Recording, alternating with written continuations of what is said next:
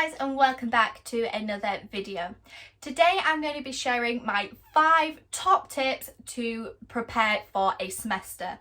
I'm sorry that I'm kind of not in the middle of this shot. I mean, I should be aligned here, but Barnaby's come to join me today and I felt really bad kicking him out, so you've got the both of us.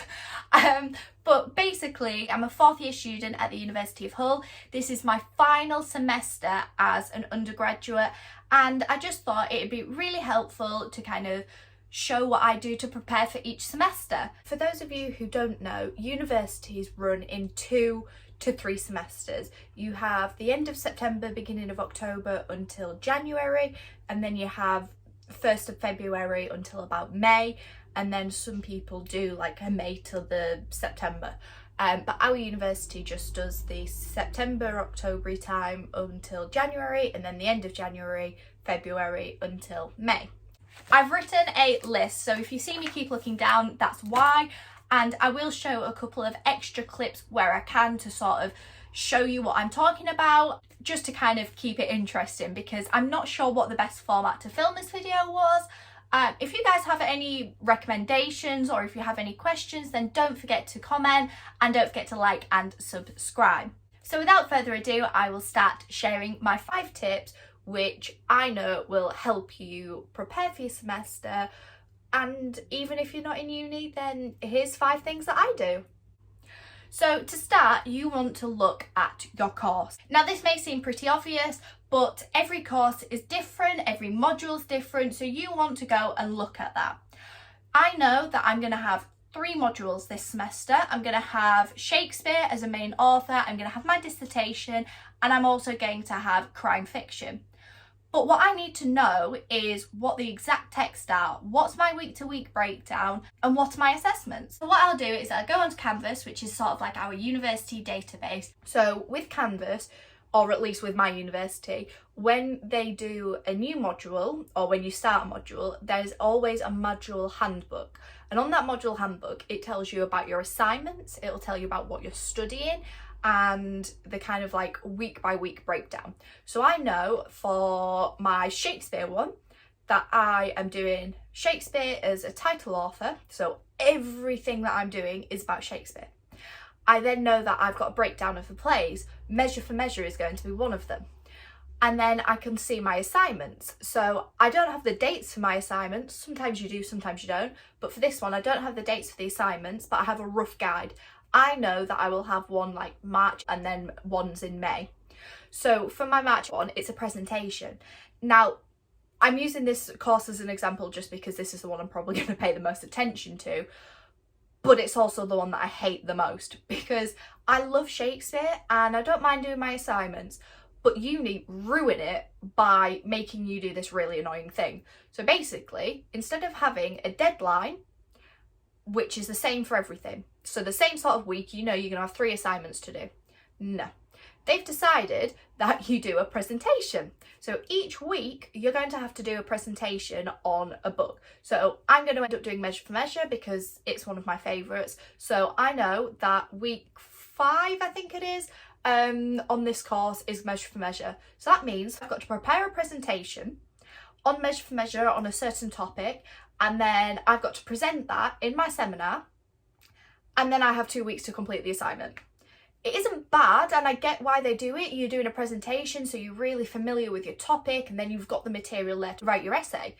But I just find it so disorganised and chaotic for me, because they're making you do a presentation, which is week by week, so you know when your presentation is going to be, but you've got that pressure of choosing a topic for you to do the week by week thing, and then you've got 2 weeks from that date to do the assignment. So that means you're going to have deadlines at all different times. Instead of having, right, in my head, I know I've got a week to do, it's not going to happen. So for me, I do find that a little bit stressful. So these are just things that helps me kind of, prepare for it. So I know that's going to happen now. So then I go and look at my other modules. And as far as I'm aware, my other modules are normal. So all of this can either be found in your module handbook or actually on sort of your module contents page. Not all teachers will put the contents on already, but everything will be in your module handbook, which is always uploaded when the site goes live. Once I've opened it and I've looked, I'll start jotting down the key things. So what my assignments are, do I know when they're going to be due? You know, all of the sort of things that I've just looked at, I'll write those things down. And then I kind of look at the texts and then I go on to my next tip, which is do not buy my books until I have checked Google. I will go and have a look to see if those texts are available as a PDF. I will go and have a look to see whether or not those texts are available on Google Books. Now, if the text is available as PDF, that is perfect. It's brilliant. But if it's not, I then go and have a look in Google Books, but do not rely on this. I have done assignments solely relying on Google Books, and it is a terrible idea. So don't do this unless you absolutely have to, but it can be really useful. So basically you can go onto Google Books and they might have the whole text for free, but it's doubtful. They usually just have a preview. And on that preview, what they tend to do is give you so many pages. But if you have quotations, which you may have got from Goodreads or wherever, you can type in that quotation, and because that book has a preview, it will tell you what page number that you can find that quote on. So it is really, really helpful, and you can get by doing an assignment on this, but I wouldn't recommend it. It's going to be really, really hard, and it's going to be really, really stressful. So if you're only relying on the Google Books and you're actually doing an assignment on it, get the book. It's easier. But if you're not and you're just kind of getting to grips with the text, it's fine. So then tip number 3 is look at old work. So I've mentioned that I'm doing a Shakespeare module, and I've done Shakespeare throughout my whole educational journey. I've done it at school, I've done it at college, I've done it at uni, and I'm doing it again. So I know I have a full database of work already done. And all I need to do is look at it. So we're doing Measure for Measure. I did that at college.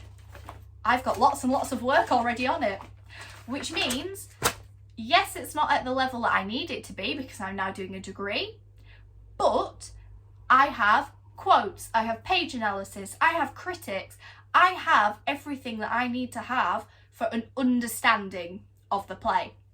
And that's really, really key. It's an understanding, because I can't replicate an assignment that I did for A-level and get a good grade on it for degree, because those two things aren't compatible.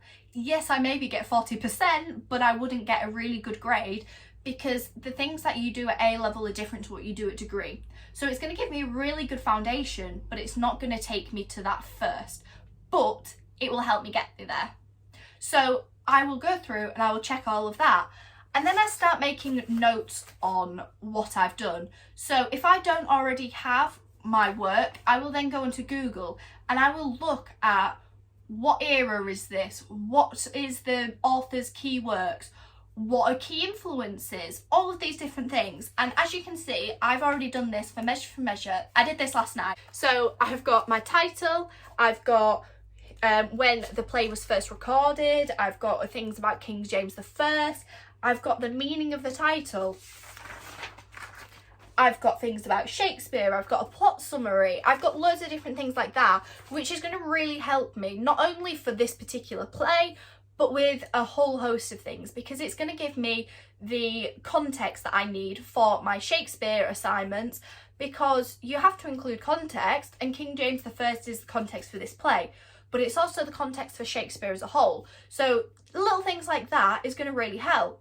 Now, by looking at what your assignments are before you do anything else, it's also a really good way to start planning, because if you know what your assignments are on, then you can start getting the context and the criticism and all of those things that you need to be able to do that assignment. So going through your old work, and then if you don't have that old work, doing research is the next best thing. So like I said, going on Google is a good one, but things like JSTOR, or just, I don't know how you say it, but things like that are also really helpful. It is a paid sort of platform, and if you're in uni already, then you'll have access, but if you don't, I'd wait until you get your login details, but it's usually what your login details for your university system are. So yeah, then the next thing is organise. So we've checked our course, we've found out whether the books are online or whether I'm going to have to buy them. We've looked at old work, and then we've done some research to either supplement our old work or to replace the old work if we don't have it. And then we're going to organise. So organisation can happen in a few different manners. On Canvas, we have a modules tab, and under each module, if you don't have a star next to it, it goes away. Well, it doesn't go away, but it goes into and other courses. So I can just have the 3 modules that I'm working at a time. And you have no idea how much of a game changer this is. It sounds stupid, but by not clearing those, it creates a stressful environment. I never thought I'd be one of those people, but honestly, when I see tabs and tabs and tabs, it just kind of gets really overwhelming. So by clearing it and having the 3 modules you're working at a time, it kind of makes everything feel a little bit easier because you're not overwhelmed by all of that work. So once I've cleared my tabs and I've got the 3 that I need, there are other things of organisation that you can do. So you've just finished a semester, or you've just finished a year at school or college. So what you want to do is sort your work out.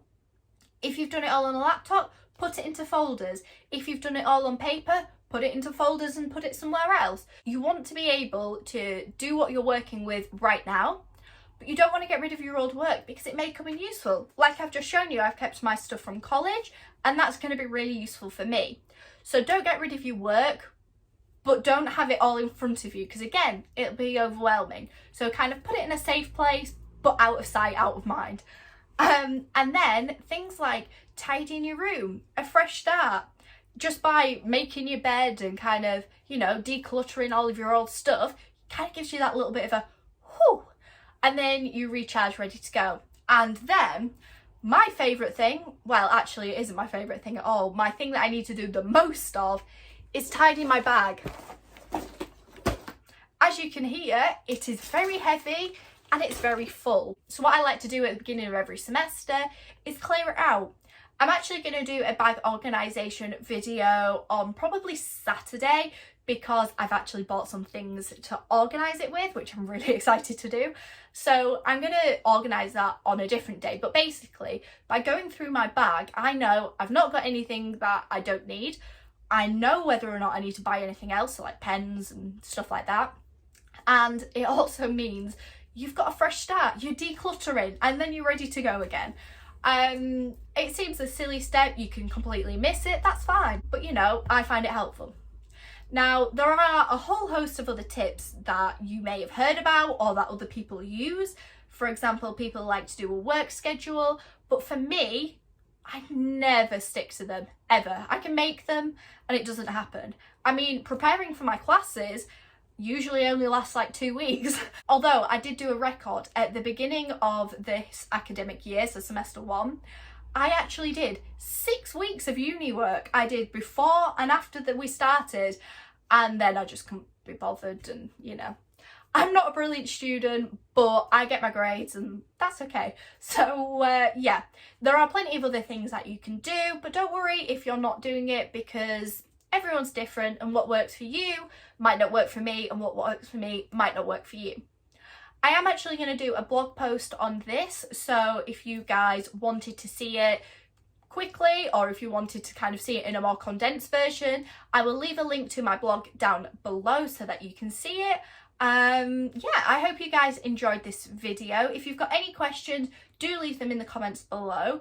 I have got a couple more uni videos planned, for example, talking about my dissertation and like the prep that you do for that, and then actually writing it, which I'm just about to start doing. So yeah, if you guys have any questions on that, or you've got anything else that you'd like to know about uni, then don't forget to comment down below, drop a like, and don't forget to subscribe.